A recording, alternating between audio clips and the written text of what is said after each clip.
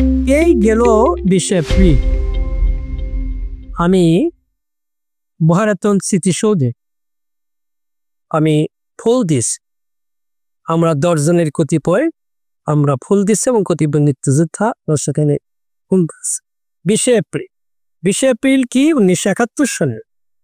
আমরা কাদিরে বাহিনী কাদের সিদ্দিকী সাহেবের রাখা অস্ত্র হাতে নিয়ে 10 জন ছাত্র হাতে নিয়ে আমরা প্রথম শপথ গ্রহণ করি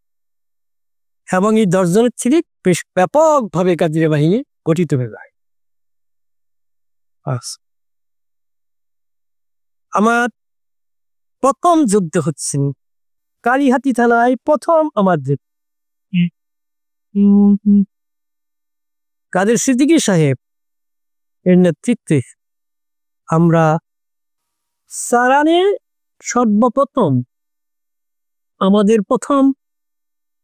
কাদের সিদ্দিকী সাহেবের যুদ্ধ আরেকটা যুদ্ধ হয়েছে আপনার আরেকটা যুদ্ধ হয়েছে আপনার নাটিয়াপাড়াতে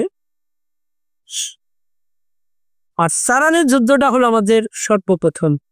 আমাদের কাদের বাহিনী সুসংগঠিত যখন করতে শুরু করেছে তখন কাদের সিদ্দিকী সাহেবের নেতৃত্বে একটি যুদ্ধ হয় সেটা সারানের যুদ্ধ।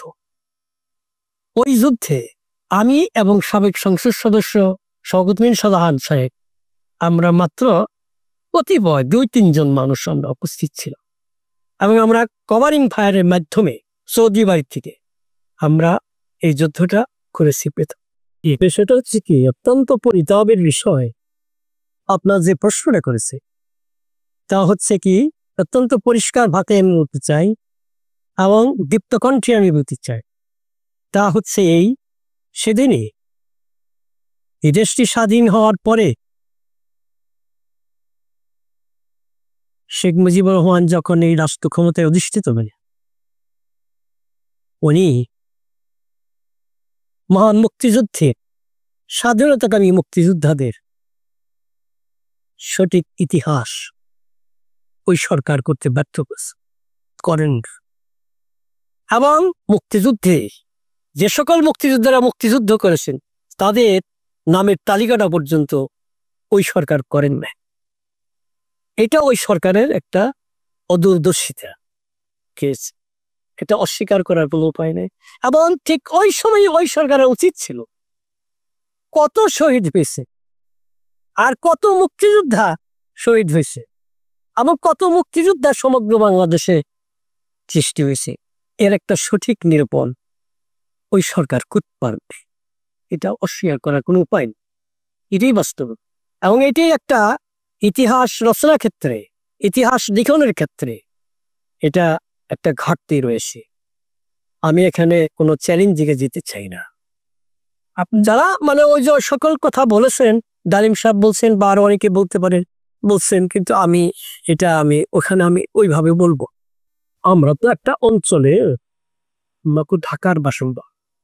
আমি তো একটা অঞ্চলের মানুষ মানে 11 নং সেক্টরে আমাদের 2 জন সেক্টর কমান্ডার, একজন আমাদের কাদের সিদ্দিকী সাহেব আর সেনাবাহিনীর তরফ থেকে ছিলেন আরেকজন সেক্টর কমান্ডারের কোন অবস্থান আমাদের বৃহত্তর ময়মনসিংহে বা ঢাকার তো উত্তরাঞ্চলে বর্ডার পর্যন্ত কোন অবস্থান তাকে ঢাকার উত্তরাঞ্চলে বৃহত্তর ঢাকা ডিভিশনে বৃহত্তর ময়মনসিংহ সহ এখানে সম্পূর্ণভাবে কাদিরা বাহিনী একটি বিশাল অবস্থান ছিল, এটা অস্বীকার করার কোনো উপায় নেই। অসংখ্য যুদ্ধ হয়েছে, অসংখ্য যুদ্ধ হয়েছে এবং এই যুদ্ধের ইতিহাসগুলি আমি লেখার চিন্তা ভাবনা করছি এবং লেখা শুরু করেছি, আপনারা জানতে পারবেন। মিশন 90 সংবাদের পিছনে নয় ভিতরে ছুটি।